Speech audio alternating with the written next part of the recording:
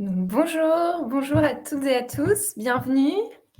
Bienvenue dans cet événement dédié au Genderless Investing. Alors, je vois que vous êtes déjà quelques-unes à vous connecter. Donc, en effet, on a basculé exceptionnellement de LinkedIn à Livestorm, mais je sais que plusieurs d'entre vous suivez déjà des webinaires pas mal avec nous, donc vous êtes habitués à l'outil. Donc, je vais juste laisser quelques minutes le temps que les personnes puissent se connecter. Donc, aujourd'hui, on va recevoir, on a une invitée particulière. On reçoit Gaëlle. Donc, Gaëlle, je suis en train de te donner la main pour que tu puisses nous rejoindre. Donc, pour parler de ce sujet de comment investir pour soutenir l'égalité femmes-hommes. Bienvenue, Gaëlle. Ravie. Bonjour Hélène, pareillement. Super, on est hyper content de t'avoir avec nous. Donc aujourd'hui, c'est un format aussi un petit peu spécial parce que pour changer plutôt des webinaires avec des slides, etc. Là, l'idée c'est plus une conversation.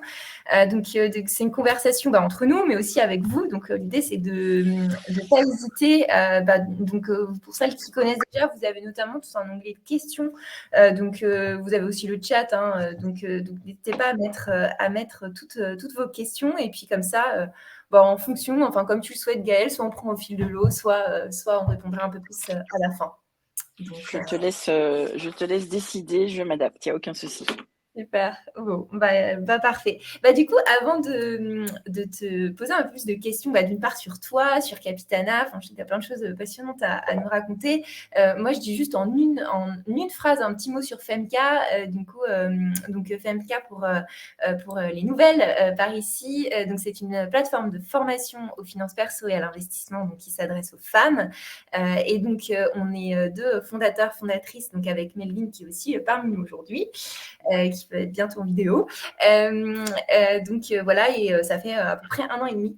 Donc Femka existe, et donc on travaille justement avec tout un écosystème, et donc notamment avec Capitana qui, nous, on intervient beaucoup plus dans une phase amont sur vraiment d'éducation financière, et Capitana a un scope un petit peu plus large, mais tu vas nous l'expliquer. Donc justement, c'est l'objet de ma première question, Gaëlle.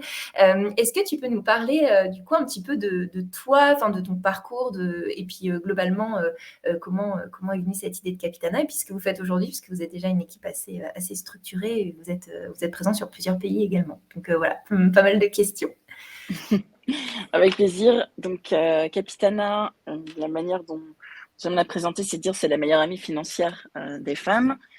C'est une plateforme d'investissement durable qui a été conçue en ayant en particulier pour objectif de combattre ou de lever les barrières que beaucoup de femmes ont aujourd'hui à investir leur épargne. Et parce qu'aujourd'hui, il y a que 10% des femmes qui investissent, et c'est moitié moins que les hommes. Et donc on voulait changer ça pour donner à toutes et à tous la possibilité de faire travailler leur argent pour maintenir leur style de vie, et de le faire tout en ayant un impact positif sur l'environnement, sur la société, impact qu'elles peuvent déterminer elles-mêmes dans les portefeuilles qu'elles veulent mettre en place. Donc ça c'est Capitana en quelques mots. Et j'ai créé Capitana après une carrière en banque privée, et avant ça en tant que consultante en stratégie pour un cabinet américain. Je vais pas dire le nom parce que je pense qu'il a assez mauvaise presse là pour le moment, en particulier en France. Dites-moi, c'est Et voilà. Et en fait, c'est venu avec le constat de l'industrie dans laquelle j'étais, qui était finalement très homogène en termes de profil, que ce soit du côté conseiller, du côté professionnel de la finance, mais aussi dans les clients, qui étaient l'homme blanc de 65 ans plus. Ouais. Alors que les femmes ont un pouvoir économique qui grandit, gagnent leur argent, épargnent, mais sont encore trop peu à investir et à exprimer leur pouvoir d'investisseuse. Donc c'est comme ça qu'est né Capitana. Ok, bon, super. En fait, c'est vrai que finalement, c'est des constats communs, c'est des constats qu'on a fait nous aussi de notre côté, et donc c'est un peu, voilà, c'est faire bouger les mêmes lignes, on va dire. Exactement. Super. En tout cas, du coup, nous, les questions aujourd'hui, enfin le sujet, parce qu'on sait que tu es une experte de ce sujet-là, le sujet qu'on voulait aborder un petit peu plus spécifiquement, c'est la question du genderless investing, qui est en fait un sujet qui est peut-être plus connu aux États-Unis ou même plus globalement dans les pays anglo-saxons, un peu moins en France. Et nous, on reçoit en tout cas de la part de notre communauté beaucoup de questions aussi sur comment investir en fonction de ses valeurs, mais aussi investir, pourquoi pas, pour justement soutenir l'égalité femmes-hommes. Donc c'était un peu la première question que je voulais te poser. Tout simplement, en fait, qu'est-ce que c'est concrètement le genderless investing? À quoi ça correspond? Alors, genderless investing, on pourrait traduire ça, même si c'est tout de suite plus complexe en français, l'investissement avec une optique de genre. Donc, c'est en fait des investissements qui, d'une manière ou d'une autre, ont pour objectif, outre évidemment un rendement financier, un rééquilibrage on va dire, ou en tout cas une meilleure représentativité, une meilleure équité entre hommes et femmes au sein de la société. Et ça peut prendre différentes voies dont on va parler certainement dans les minutes qui suivent. Mais globalement, c'est utiliser en fait, tes investissements pour réduire les inégalités de genre et au travers de différents investissements. Voilà, en quelques mots, genderless, c'est ça. Non, mais comme ça, moi, c'est très clair, c'est synthétique et c'est une vision qui est très intéressante. Et justement, après, je te demandais un petit peu plus concrètement, mais c'est vrai qu'une question aussi qu'on se posait, c'est que, voilà, je le disais juste avant, certainement, c'est une approche qui aujourd'hui est un peu plus développée, par exemple aux États-Unis. En tout cas, moi, je parle peut-être plus pour le point de vue France, parce que je sais que vous êtes aussi implanté ailleurs, donc peut-être que déjà en Europe, suivant les pays, c'est différent. Mais est-ce que tu as un petit peu une vision sur en Europe, en fait, du coup, aujourd'hui, où est-ce qu'on en est sur ce sujet et voilà, est-ce que c'est quelque chose où tu sens que c'est en train de se développer voilà, avoir un petit peu ta perspective, ce serait intéressant. Ouais. Alors, comme je disais, il y a plusieurs voies dans l'optique, dans l'investissement avec l'optique de genre, mais le sous-jacent, c'est finalement de promouvoir l'égalité homme-femme au sein de la société et au sein des entreprises. Donc, on va dire cette volonté d'avoir une meilleure représentation,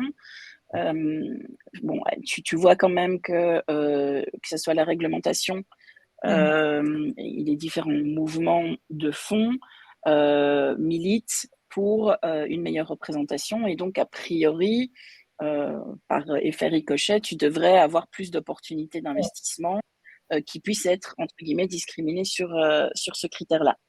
Maintenant, il y a plusieurs voies, comme je disais, pour investir dans cette thématique. Et il y a aussi des industries très spécifiques. Donc, on parle de la Femtech, dont on va parler dans quelques secondes. Et là, tu vois qu'il y a de plus en plus de sociétés. Donc, effectivement, tu as des sociétés américaines qui sont beaucoup plus grosses, qui ont fait des plus grosses levées. Donc, ça reste encore très de l'ordre du private equity, donc des sociétés qui sont non cotées, donc qu'on ne peut pas négocier en bourse, mais qui se négocient soit au travers d'investissements angel investing ou au travers de fonds qui sont ou pas accessibles au grand public. En fait, les plus grosses sociétés dans cette industrie sont effectivement plutôt anglo-saxonnes, mais tu vois sur ces dernières années de plus en plus de sociétés européennes, françaises, belges, suisses, allemandes, qui se développent également.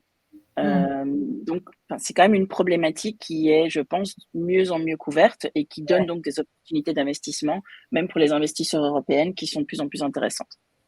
Ok, c'est très, très intéressant. En tout cas, du coup, c'est encourageant si les choses se développent.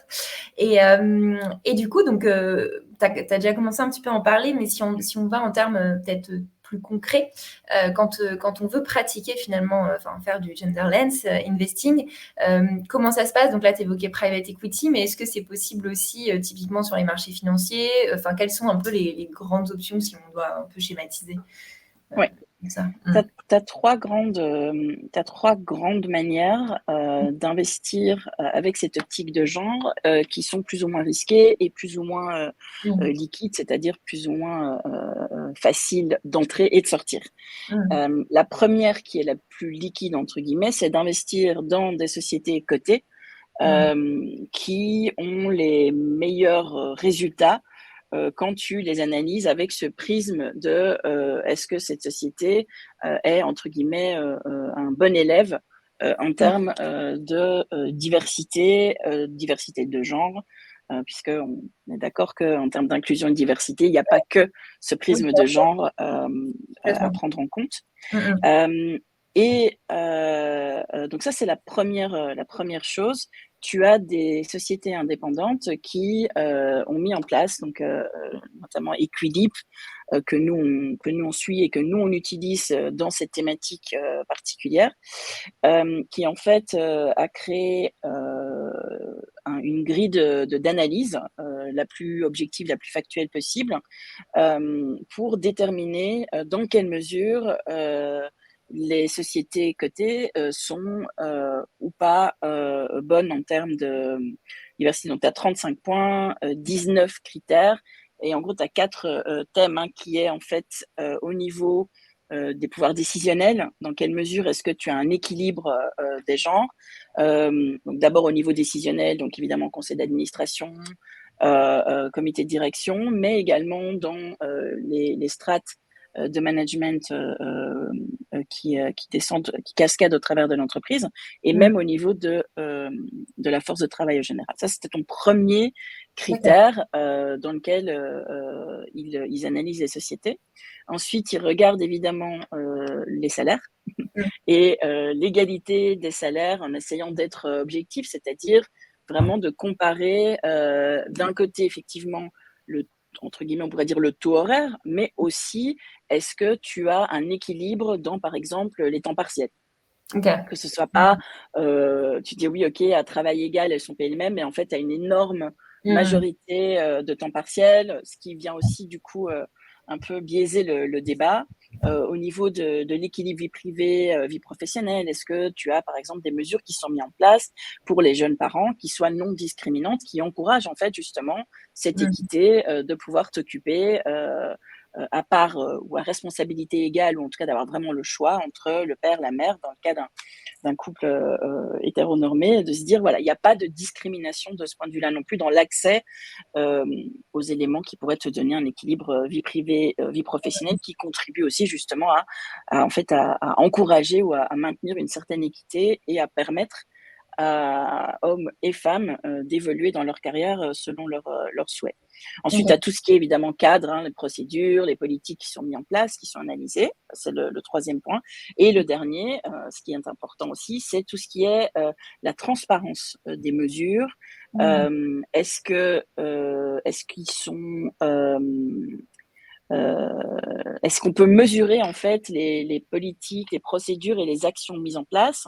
Est-ce qu'eux-mêmes le mesurent? Est-ce qu'ils mesurent le progrès et est-ce qu'ils communiquent dessus? Donc, est-ce qu'il y a des reportings qui Mmh. permettent de manière objective d'analyser, de mesurer et de suivre les progrès sur ces différents trucs? Donc ça, c'est vraiment quelque chose. J'insiste parce que c'est pas, on pourrait dire oui, ok, c'est quelque chose d'assez subjectif, mais justement, ce type d'analyse permet d'objectiver un maximum Ouais. le débat. Ouais. Et je l'ai pas dit quand on m'a demandé ce que c'était Genderlens, mais j'ai quand même dit que c'est un investissement financier. Ouais. Donc, a priori, l'objectif est de préserver ton capital, préserver ton épargne en tant Mmh. qu'investisseur de tous les jours. Mmh. Et donc, c'est pas de la philanthropie. Tu vas pas en fait financer des entreprises parce que pour la beauté du geste, parce que tu crois en l'égalité homme-femme. Il se trouve que Oui. Mmh. la bonne nouvelle, c'est que investir dans des sociétés qui démontrent entre guillemets d'un bon score sur ces critères ont en moyenne une performance qui est aussi plus pérenne, plus robuste, parce que ben, les Mmh. décisions, la représentativité est meilleure. Donc, c'est pas que le fait qu'il y ait plus de femmes rendre les sociétés plus performantes, c'est le fait qu'il y ait plus de diversité, plus de richesse, plus d'avis contraires, différentes perspectives. Si tu avais des sociétés qui étaient 100% gérées par des femmes, tu aurais exactement le même biais et le même problème de performance par rapport à une entreprise qui est plus diversifiée. Ça, c'est vraiment on va dire, la première et la manière la plus simple d'investir là-dedans. Il y a quand même un bémol, c'est que aujourd'hui, tu n'as aucune société cotée qui peut se targuer d'être égalitaire. On va dire ça comme ça. Donc, tu investis dans les meilleurs de la classe, mais les meilleurs de la classe Ouais. restent encore relativement médiocres sur ce sujet. Donc, je suis honnête et transparent. Tu encourages, mais l'objectif n'est pas atteint encore. Voilà. Donc ça, c'est un point qu'il faut bien toujours avoir en tête, c'est que même les meilleurs de la classe ne sont pas encore vraiment, n'ont pas atteint en tout cas les objectifs d'une vraie égalité des chances et une équité dans le traitement. Donc, si ça, c'est quelque chose qui vous intéresse, il y a donc, comme je disais, des organismes indépendants, Equilib en est un, et sur base de ces organismes indépendants, je sais que tu as fait beaucoup euh, de, de, de webinaires aussi sur un tracker, des indices, qu'est-ce que c'est ça? Mais donc, là, tu as typiquement des ETF, donc des trackers, qui ont été construits sur base de l'indice Equilib Selective. Tu as plusieurs maisons qui l'ont fait, donc sauf erreur de ma part, je pense qu'il y a Lixor, Amundi, bon maintenant ils ont, c'est la même maison, tu en as un chez UBS, tu en as voilà, qui ont des scopes un tout petit peu différents parce qu'Equilibre sort des, des, des rankings pardon, qui sont à la fois mondiaux ou européens. Ou là. Donc en fonction du scope, si tu préfères un univers européen, bah, tu vas plutôt pour l'un. Si tu veux un univers mondial, tu peux aller je pense qu'il y a les 100 leaders. Il y a un fonds là-dessus aussi. Donc, si tu tapes dans ton moteur de recherche Solactive Equilib Tracker, tu devrais trouver en fait différents trackers qui utilisent cet indice comme référence. Voilà. Bien. Et c'est assez accessible puisque la part d'un tel tracker tourne entre 10 et 15 euros. Quoi. Donc voilà, ça c'est vraiment le moyen, comme je te dis, le plus accessible, le plus simple de t'engager, d'investir avec cette volonté supplémentaire. Ok.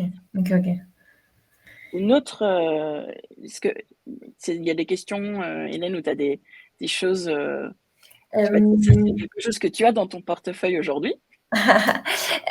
Oui, bah, en fait, je trouve ça. Merci aussi pour cette transparence aussi sur le sujet. Je trouve ça intéressant parce que c'est vrai que, bah, voilà, de se dire que c'est peut-être les best in class, mais c'est pas encore parfait. Enfin voilà, je pense que c'est quelque chose qui est aussi c'est comme l'investissement responsable en général, où les choses sont aussi en train d'évoluer. Et nous, c'est souvent ce qu'on dit d'ailleurs à nos apprenants, de dire, voilà, c'est pas parfait, mais en tout cas, c'est quand même sur la voie. C'est une manière aussi de faire de toute façon mieux les choses en quelque sorte, même si c'est pas parfait. Donc ça, c'est hyper intéressant. Alors oui, je crois qu'il y a des questions justement. Bah, Melvin, est-ce que ce sont des ETF? Ah oui, à réplication physique ou synthétique? C'est vrai Ouais. que c'est une question, mais peut-être qu'on pourra peut-être juste réexpliquer justement cette nuance-là. Ça peut être intéressant avant Ouais. de la traiter. Alors, tu veux le faire ou je le fais? C'est comme tu veux. Non, bah, vas-y, je t'en prie, hein, je vais te. Ok.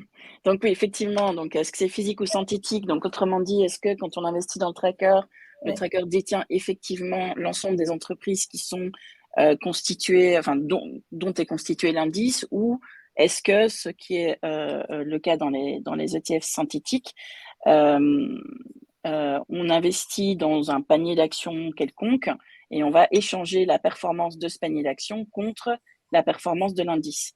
La différence entre les deux, c'est que dans un cas, en fait, on détient effectivement et on est effectivement exposé à ces entreprises. Dans l'autre cas, on est uniquement exposé à la performance, mais donc on ne génère pas vraiment l'impact qui est lié. Typiquement, les ETF synthétiques ont été notamment créés pour la problématique dans les PEA où on peut avoir que des actions européennes et que donc pour quand même avoir une diversification plus large que les actions européennes, on va faire cet échange où stricto sensu dans le PEA, il n'y aura que des actions européennes, mais on sera exposé à la performance du marché mondial. Donc là, en l'occurrence, en tout cas, celui dans lequel moi j'investis est un physique. Ouais. Je pense que c'est l'UBS, si je ne me trompe pas.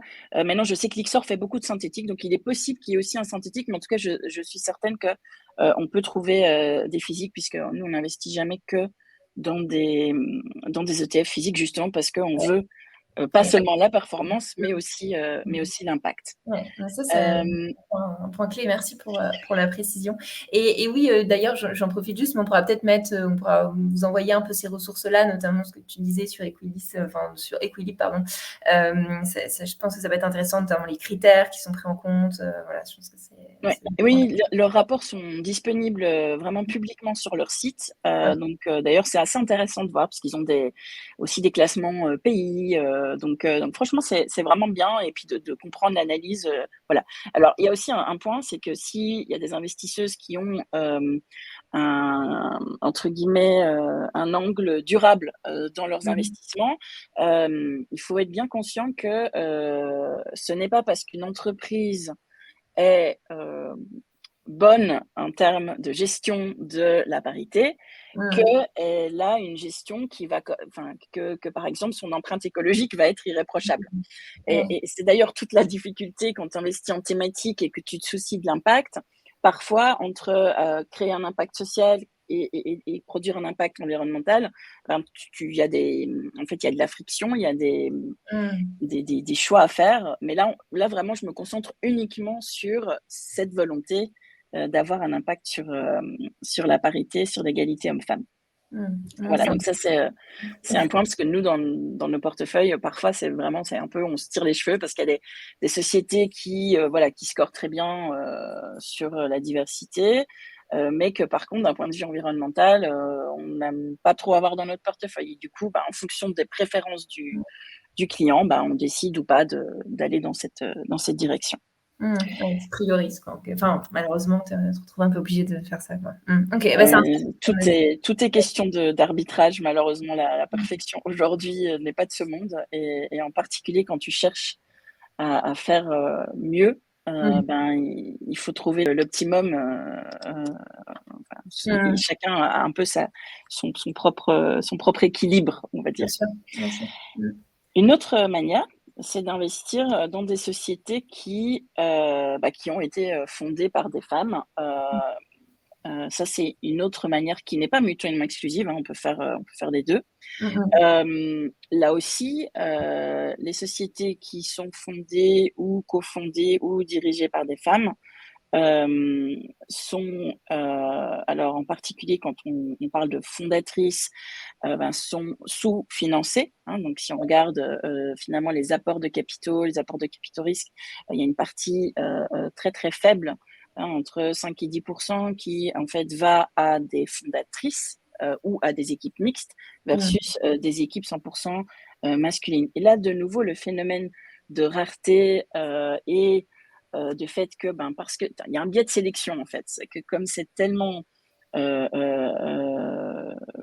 masculin, les codes, la manière de fonctionner, le fait que le capital risque a investi dans des projets dans lesquels ils peuvent eux-mêmes s'identifier, dans des fondateurs auxquels ils peuvent eux-mêmes s'identifier, eh bien, les femmes qui se font financer ou qui sortent du lot, finalement, ont dû passer tellement d'étapes que leur business model est relativement résilient. Le retour sur le cash investi est plus haut. De nouveau, c'est pas parce qu'elles sont meilleures, c'est juste que pour arriver là, il y a eu tellement de sélection qui a été fait que, en fait, la performance est bonne. Donc de nouveau, même si j'aimerais bien pouvoir dire que il y a un biais, biologique, c'est pas le cas en fait. La réalité, c'est juste c'est ce biais de sélection qui existe, qui d'ailleurs serait le même. Comme je dis, de nouveau, il y a des métiers, des industries qui sont à grande majorité féminine. Et là aussi, en fait, ce biais de rareté pourrait dire que c'est un biais de performance qui pourrait être plutôt à l'avantage des hommes. Donc, pour ces sociétés, oui, excuse-moi, Hélène. Non, pardon. Non, je trouve que ton point de vue, il est très intéressant parce que c'est vrai que, enfin, je te rejoins complètement là-dessus. Moi, je me méfie un peu des conclusions où parfois on va dire, enfin, moi, on me pose souvent la question, alors est-ce que les femmes investissent, quand elles investissent, est-ce qu'elles sont meilleures que les hommes? Je dis, mais en fait, c'est pas le sujet. Enfin, déjà, on n'est pas en train de comparer et de se dire, voilà, mais je pense que ton point, il est très juste. Je pense qu'en effet, tu te retrouves avec des critères de sélection qui sont tellement élevé finalement que voilà, tu as forcément t'as des business models robustes, quoi. Et c'est intéressant parce que c'est vrai que c'est quelque chose qu'on entend peu. Donc voilà, malheureusement, c'est comme ça, mais c'est intéressant comme grille de lecture. Ouais.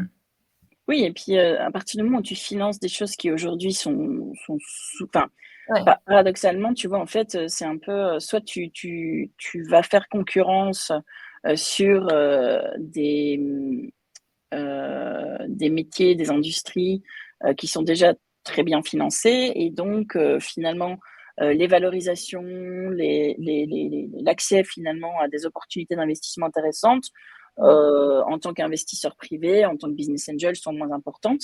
Si tu vas dans un segment forcément qui est moins sollicité, ça te permet aussi, de nouveau, hein, j'essaye d'être très factuelle. Moi, c'est une cause qui me tient particulièrement à cœur. Donc, c'est-à-dire que pour moi, je ne devrais même pas faire l'apologie de l'investissement. Mais néanmoins, je reste rationnelle et je comprends que quand tu investis ton argent, tu veux aussi te dire, OK, mais est-ce que c'est rentable? Bien La sûr. bonne nouvelle, c'est que ça l'est, parce que de nouveau, tu es sur un segment où les fonds sont moins présents. Et donc, tu as plus d'opportunités, en fait, si tu acceptes ou si tu as envie d'aller dans cette voie-là, indépendamment de toute considération d'impact et de militantisme, en fait. Donc, Bien sûr. c'est tout. C'est tout bénef. Donc là, investir dans des sociétés qui sont fondées, cofondées, tu peux aller effectivement sur des sociétés cotées qui ont été fondées, où la fondatrice est encore là, ou alors où il y a une dirigeante qui a été nommée. Donc là, par contre, on va dire le biais de performance ou le surplus de performance sera peut-être moins évident. Tu l'observes, mais voilà, moi je resterai plus prudente à ce moment-là. Moi, je pense que c'est vraiment quand tu regardes les choses sans doute plus intéressantes se situent au niveau du capital d'amorçage et du private equity. Donc, c'est-à-dire d'aller dans des sociétés qui ont des stades de maturité qui sont avant une entrée en bourse. Et qui donc aussi sont sur des marchés, tu dois à ce moment-là aller vers des plateformes comme des plateformes de business angel ou te mettre en relation avec des incubateurs, donc Sista par exemple, qui est, je pense, un très bon canal entre guillemets de scouting pour ce type d'investissement. Alors, c'est plus risqué, donc quand tu regardes ton allocation, entre guillemets, de se dire, OK, quel pourcentage de mon argent est-ce que je vais dédier à ce type d'investissement? On a perdu Hélène. Elle est encore là? Non, il semble pas de mon côté. Il y a écrit qu'elle a été déconnectée à cause d'une perte de connexion. Voilà, elle est partie. Voilà, on l'a retrouvée. Oula, Bon, qu'est-ce qui se elle est passe? partie. Je pense pas que ce soit grave. Enfin, à la rigueur, moi, Ouais, j'ai tout de toute façon. Et j'ai mis d'ailleurs d'autres questions que j'avais dans le chat. Je t'écoute attentivement. Alors, est-ce qu'il y a des parfums, ces entreprises fondées par des femmes? Justement, oui, donc c'est ce que je disais. Alors, plateforme au sens large, c'est-à-dire que tu peux aller en France, Sista, en tout cas, est assez intéressante pour deux choses. Donc, effectivement, pour les sociétés qui sont fondées par des femmes et en particulier sur la partie Femtech, qui est le troisième angle d'investissement que tu peux utiliser pour tout ce qui est Genderlens. Et est-ce qu'il existe des labels dédiés? Écoute, ce que je te dis, c'est Equilip est assez bien établi justement dans tout ce qui est genre. Donc ça, c'est un label qui peut être intéressant parce que tu as plusieurs fonds qui ont leur label. Est-ce qu'il y en a d'autres sur la partie genre? Écoute, il y a mais ça c'est tout nouveau. Les Nations Unies, donc moi dans mon actionnariat, pour juste faire une parenthèse de 2 secondes, j'ai la Bourse de Luxembourg, qui est la première place de cotation en Europe pour tout ce qui est obligations durables, obligations vertes, obligations sociales. Et en fait, ils viennent d'annoncer un partenariat avec les Nations Unies pour créer des obligations gender. donc Gender Bonds, qui va du coup financer des projets. Bon, alors, tout ce qui est émissions qui passent là, c'est en général des grands programmes institutionnels, comme des obligations vertes en fait. Donc, c'est des grosses émissions qui sont ou pas ouvertes aux investisseurs privés et qui permettent de financer des grands chantiers de promotion pour les obligations vertes de transition écologique, pour le gender bond, bien d'accélération en fait de l'égalité homme-femme ou de programmes qui œuvrent en faveur de l'émancipation économique des femmes. Donc ça, c'est aussi super intéressant, d'autant que c'est de l'obligation et pas des actions. Donc, ça permet d'avoir en fait ce prisme dans toutes les parties de ton portefeuille, pas uniquement dans la partie la plus risquée qui sont des obligations. Donc voilà, donc ça c'est un peu différentes choses, mais c'est vraiment un marché qui est en train de se développer et qui, je trouve en plus, est assez intéressant à suivre. Alors, Hélène, je vois que tu es revenue. Oui, désolée, petite interruption. Du coup, j'ai quand même pu avoir la fin de ton propos, donc super. Du coup, vous étiez sur les questions un peu dans le chat. Je ne sais pas si vous avez trouvé du coup, là, parce que c'est en effet, c'est un peu intéressant, les labels. Je sais pas si vous Ouais. En tant que tel, ce qu'on dit, c'est qu'il n'y a pas encore de label, c'est ça, en tant que tel. Enfin, pas comme on peut penser à des labels ISR ou Greenpeace qui sont vraiment installés. Ouais, c'est dommage. Alors, je reste très humble sur le sujet. Je ne connais pas tout, donc il en existe peut-être, mais en tout cas, comme ça, j'en ai pas en tête. Je te dis, tu as plusieurs organismes. Par contre, si tu avais un site, ça, je pourrais vous envoyer le lien. Donc, si vous voulez le mettre quelque part après, un lien, un site qui référence l'ensemble des fonds gender et qui les analyse, qui les compare. Oui. Donc, ça, je trouve que c'est assez intéressant. Complètement. Et ouais, voilà. Mais comme je te dis, je n'ai pas connaissance d'un label qui soit en tout cas du même niveau qu'un label SRI ou un label ESG. Ok. Bon, bah, peut-être à l'avenir, en tout cas.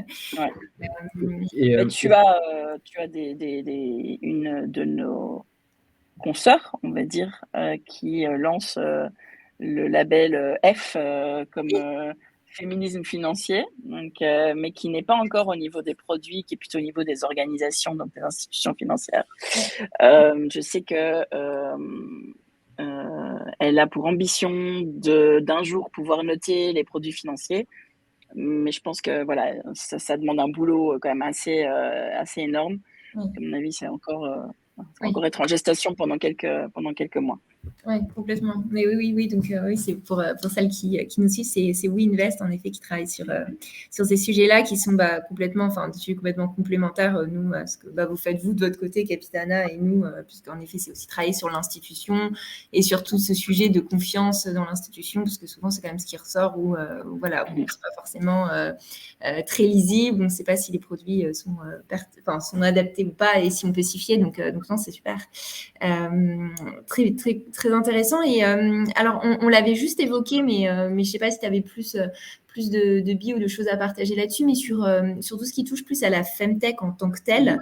Je sais qu'aujourd'hui, on en parle quand même un peu plus, notamment il y a Station F qui récemment a sorti aussi un programme d'accompagnement, donc ça a permis en quelque sorte de visibiliser un peu plus le sujet. Si on compare par rapport à il y a même ne serait-ce qu'il y a un an, déjà c'est quand même beaucoup plus visible. Néanmoins, quand on se dit, moi par exemple, je suis très sensible à ces sujets liés à la santé des femmes. Donc juste pour rappel, la Femtech, c'est toutes les technologies autour de la santé des femmes. Et en plus aujourd'hui, c'est devenu très très très très très large. Plus large, c'est pas seulement parce qu'au début c'était plutôt contraception, choses liées à ces sujets spécifiquement.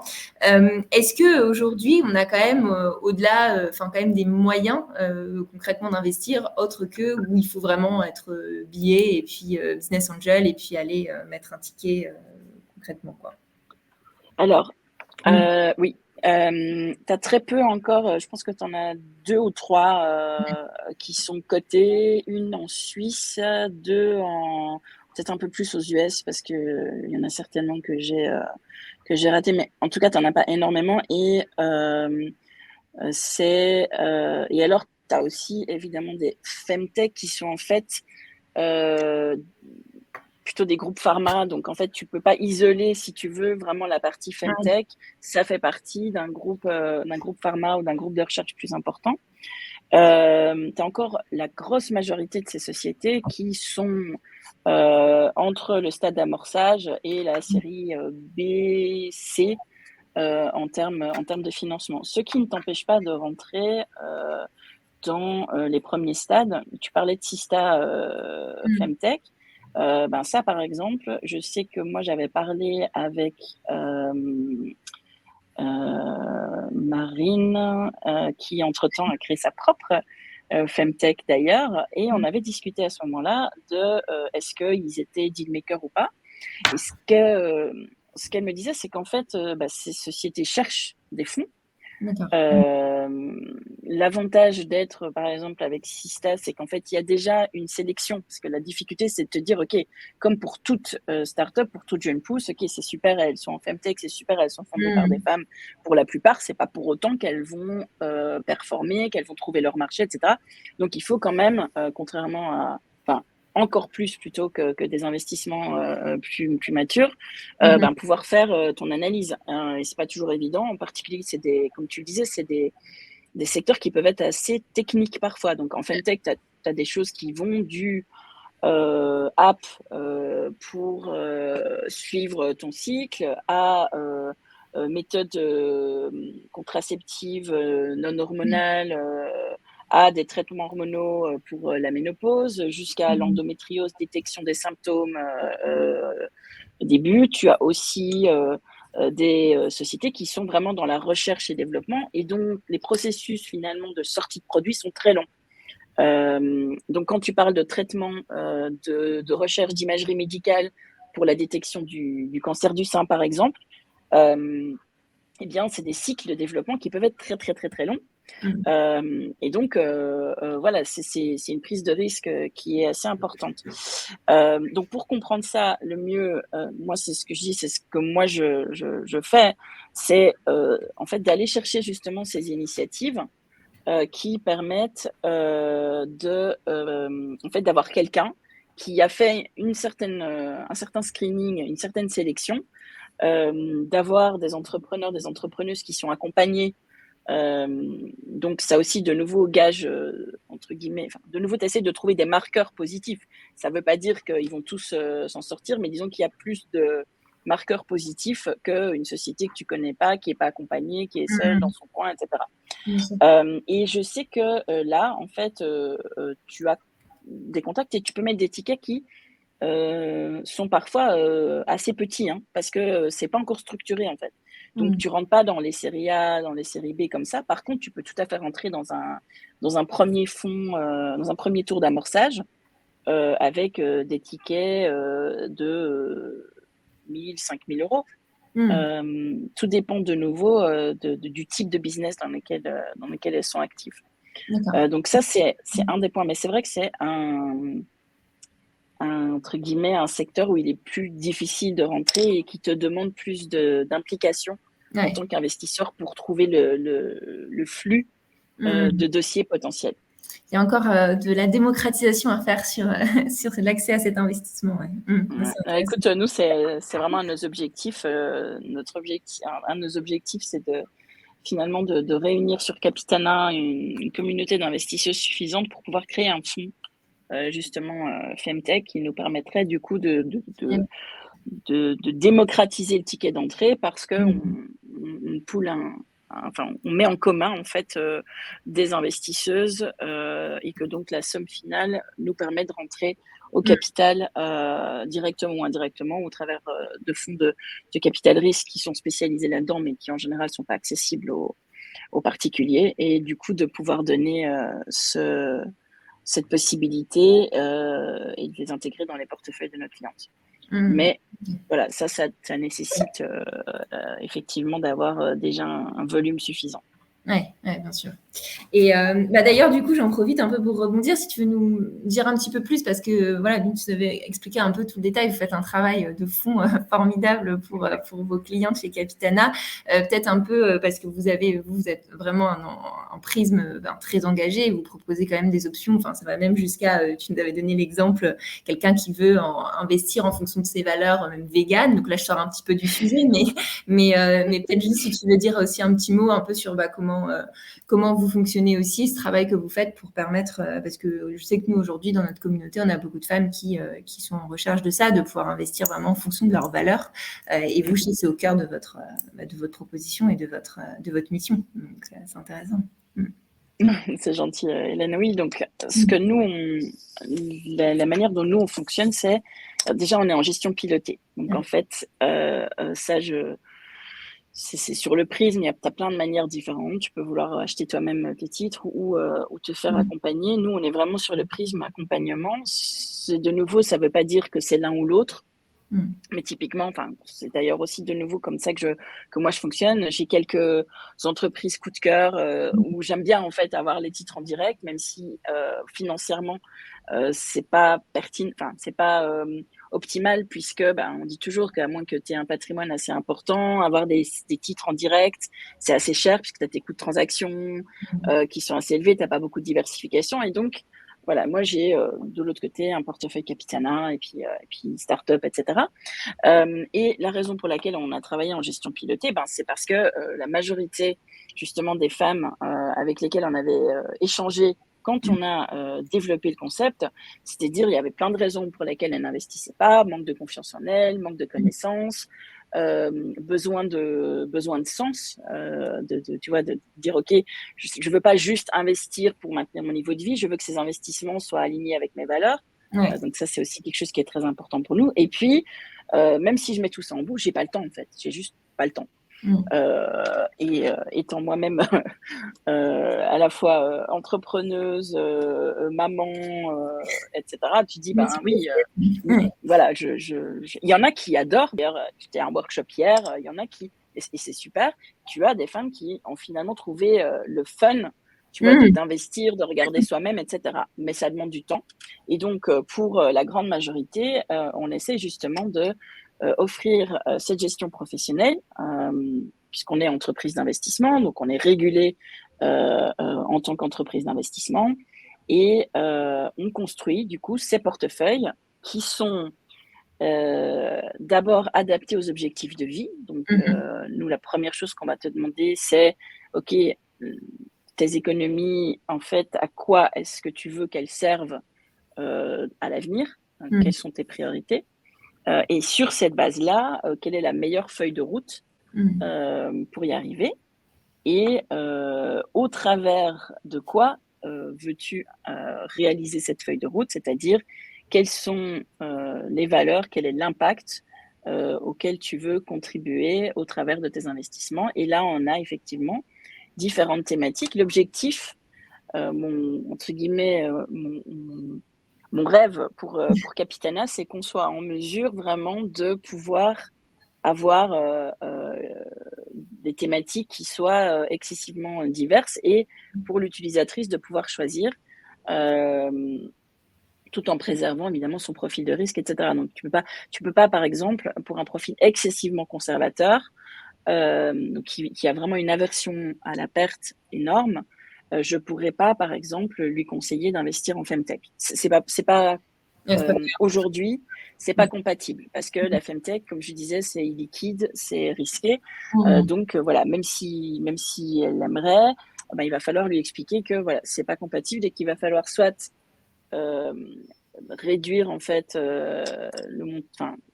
revoir en fait son approche du risque, revoir son projet ou accepter de ne pas être dans cette thématique-là. Mais donc aujourd'hui, on commence avec certaines thématiques. On a le cycle de l'eau, on a les accords de Paris, donc ça c'est assez classique. Et puis on a effectivement la parité. Donc là, on est dans les entreprises cotées, pas encore en Femtech. Donc c'est ce que je parlais en premier. Et on a l'économie circulaire, ça c'est une autre thématique. Et donc effectivement, l'alimentation durable est une des thématiques qu'on est en train de développer aussi. On a encore toute une liste. Et donc, effectivement, le portefeuille vegan, ça, c'est pour les clients qui veulent vraiment un portefeuille dédié, qui sont donc dans nos offres, puisqu'on travaille par abonnement. On prend pas de frais de gestion sur les actifs. Et en fonction de ton abonnement, eh bien, tu as la possibilité d'être plus ou moins restrictif ou exigeant ou en tout cas spécifique. Voilà, c'est plutôt ça, spécifique sur ce que tu veux et ce que tu veux pas dans ton cahier de charge. Et donc, un de nos investisseurs est vegan et veut un portefeuille qui soit vegan, ce qui est assez compliqué puisque ça veut dire tu peux pas investir dans l'industrie pharmaceutique, pas investir dans le textile, pas investir dans tout ce qui est agriculture. Enfin voilà, il y a énormément de choses. Donc c'est aussi un portefeuille qui est plus volatile parce que il y a moins de diversification, etc. Donc voilà. Mais voilà, en même temps, c'est fun. Ouais, bah non, mais en tout cas, c'est un travail formidable et puis c'est nécessaire. Et nous, c'est vrai que ça rejoint cette vision aussi qu'on partage de dire, nous, on parle souvent chez FMK d'une double transition vers une finance qui est plus inclusive, puisqu'aujourd'hui, on en a parlé de manière assez étendue aujourd'hui. Malheureusement, une finance qui aujourd'hui n'inclut pas, ou enfin encore trop à la marge, les femmes, et aussi plus responsable. Et ça, c'est intéressant aussi de se dire que il y a une vraie demande de pouvoir investir en fonction de ses valeurs, de pouvoir investir différemment qu'une autre option est possible. Donc ça donne des perspectives encourageantes. Ouais, et puis du coup, oui, vous avez, tout est live parce que j'ai reçu hier, oui. C'est quand même la grande news.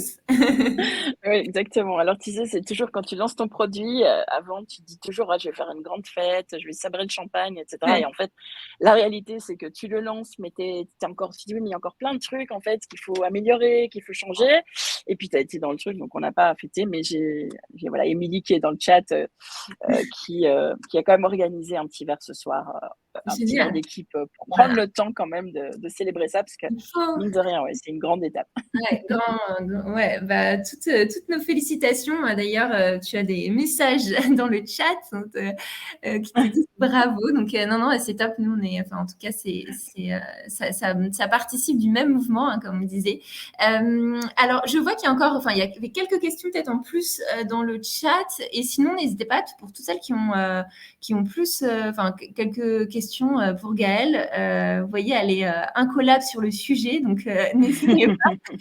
Et s'il y avait Melvin qui posait une question, il a dû s'éclipser, mais il demandait s'il y avait un équivalent de cette approche en fait genderless appliquée. Alors oui, parce que c'est vrai que nous on parle beaucoup d'immobilier chez L'immobilier, mais je pense pas. Mais tu vas peut-être me en fait, j'essaie de réfléchir en me disant comment est-ce que tu pourrais en fait alors ça peut prendre plein de trucs. Si tu dis il y a un aspect logement, investir dans des logements entre guillemets sociaux, qui donnent en fait des loyers, des facilités d'accès à des femmes, par exemple, à des mères célibataires, à des mères qui sont, ou des femmes qui sont victimes d'abus, qui doivent trouver un hébergement d'urgence, etc. Donc ça c'est l'aspect vraiment social, de dire, ok, tu essayes d'œuvrer dans l'empouvoirment économique. Parce qu'après, oui, tu peux dire, évidemment, tu veux investir dans des projets de promotion immobilière qui sont portés par une équipe mixte. Ça, effectivement, ce serait tout à fait pertinent. Est-ce que je pense que là, il n'y a pas de... il faut que tu regardes, en fait, l'équipe, etc. Donc, ça recherche. Mais sinon, après, le bien en tant que tel... oui, c'est moins applicable, je pense, quand même. Ouais. Donc oui, je pense que ça, ce serait plus au niveau de l'équipe de gestion, de l'équipe de promotion qu'il faudrait regarder. Ouais. Par contre, effectivement, là, du coup, l'analyse, ce sera sans doute plus à toi de le faire, puisqu'ils ne sont sans doute pas aussi structurés, mais et encore, ouais. Ouais, non, très clair. Mais écoute, non, mais ça donne déjà quand même des éléments, mais c'est vrai, enfin, je pense que c'est un peu plus indirect quelque part. Mais bon, en tout cas, bon, tu nous as quand même déjà donné, je pense, des pistes concrètes. Ce qu'on peut retenir, bon, en effet, il y a des choses plus, enfin, directement accessibles, hein, donc tous les trackers, dont notamment les trackers, donc ou ETF, hein, à chaque fois, il y a toujours plein de noms différents pour la même qui sont finalement qui restent relativement accessibles quand on veut commencer à adopter ce type d'approche. Après, bien sûr, tu disais aussi, de toute façon, les sociétés cotées, il y a aussi plein de critères pour aller les analyser et du coup essayer d'investir en cohérence. Et d'ailleurs, je crois que Méline avait déjà mis dans le chat, mais sinon on pourra vous renvoyer toutes ces ressources dont tu nous parlais déjà. Donc c'est très riche. Et puis après, bien sûr, il y a des choses un petit peu moins à la portée, mais qui se développent sur la private equity, sur les femtech, etc. Donc ça, c'est la partie future. Et tu me fais penser que, en fait, tu me demandais, est-ce qu'il y a moyen d'accéder à ces sociétés qui sont portées par des femmes? Tu as des plateformes aussi de crowd, d'equity, crowdfunding, etc. Où tu as des plateformes qui sont plus inclusives que d'autres. Et donc là, en fait, tu peux aussi investir dans des projets fondés par des femmes en prenant des tickets moins élevés, ce qui te permet entre guillemets, de diversifier ton risque aussi. Donc ça aussi, effectivement, c'est une alternative intéressante parce que moi, je vois beaucoup de projets portés par des femmes qui, en fait, font un crowdfunding dans leur tout premier tour de financement. Et ça peut être intéressant aussi. C'est vrai que à garder en tête parce que pour le coup, là, c'est davantage accessible. Donc, c'est intéressant. Oui, exactement. Et puis, je pense qu'il y avait aussi une dernière question. Donc, Marie qui demandait, donc là, c'est plus spécifiquement pour Capitana, savoir quelle est l'enveloppe fiscale d'investissement, parce que tu n'étais pas clair sur le sujet. C'est une excellente question, Marie. On est aujourd'hui compte titre ordinaire et on est en train de mettre en place une assurance vie, puisque j'ai bien conscience que fiscalement parlant, l'assurance vie peut être beaucoup plus intéressante. J'ai fait le calcul, hein. Je suis assez, parce que n'étant pas française et donc étant sur plusieurs pays, cette spécificité française de l'assurance vie me fascine.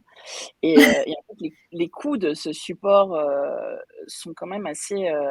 Enfin, moi, je trouvais que je trouve ce support assez cher, mais en fait, avec la taxation en France sur les plus-values, les dividendes, etc., même en ayant 0,5% de plus, juste en pur frais, hein, donc même gestion, vous avez exactement le même portefeuille, mais vous payez 0,5 en plus parce qu'il y a un contrat d'assurance vie autour. Et bien en fait, ça reste avantageux parce que, dans des marchés où tu as un rendement qui est différent de celui qu'on a pour le moment, puisque là, les marchés sont assez compliqués, mais on va dire à partir de ce que j'avais fait le calcul, à partir de 3%, ça devient effectivement intéressant. Mais donc, ce qui est intéressant aussi, c'est que pour les profils les plus conservateurs, par contre, c'est moins intéressant parce que tu as moins de plus-value, forcément, puisque ton rendement est moindre. Et donc, là, le coût de l'assurance vie vient manger de la performance. Donc voilà. Mais donc, assurance vie très bientôt et compte titre pour le moment. Voilà. Ok, très clair. Oui, d'ailleurs, du coup, Marie qui dit l'assurance vie, on adore en France, en effet. Oui, ça, je comprends. Hein. Enfin, vraiment, 30%, c'est assez lourd, donc je comprends tout à fait. Là, c'est attré. Et ben écoute, super. Je vérifie juste parce que j'essaie d'éviter autant que possible d'oublier quelqu'un, une question, mais je pense que on fait un peu le tour. En tout cas, c'était un plaisir parce que je trouve que c'est toujours intéressant d'aller un peu explorer des nouveaux sujets, pas trop tourner en rond non plus sur toujours les mêmes choses. Et c'est un sujet qui, en plus, je pense que dans nos deux ADN, chez Capitana et chez FMK, c'est vraiment au cœur de la manière dont on a pensé nos projets. Donc, un grand merci Gaëlle. C'était un vrai plaisir. Merci à toi, Hélène, de m'avoir invitée. Je trouve ça super de pouvoir collaborer sur ce genre de sujet. Voilà, je trouve que on est jamais assez. Non. Donc moi, Je trouve que ce que vous faites est top aussi et j'espère que ça aura énormément de succès. Je nous le souhaite à toutes les deux. Bah oui, bah complètement. Et un grand merci. Et puis du coup, Émilie, qui mentionnait dans le chat, en effet, on va faire paraître un article qui a été du coup rédigé par Gaëlle, l'équipe Capitana, qu'on mettra aussi nous en lien sur le site de FMK. Donc si vous voulez aussi aller creuser, bien sûr, sur le sujet, voilà, ce sera l'occasion. Donc voilà, merci Gaëlle, merci à tous qui étaient connectés. Donc j'espère que c'était une pause déjeuner enrichissante et puis on se retrouve pour un prochain événement. Et puis je vous souhaite du coup à tous une bonne après-midi. Bon après-midi. Au revoir. À bientôt.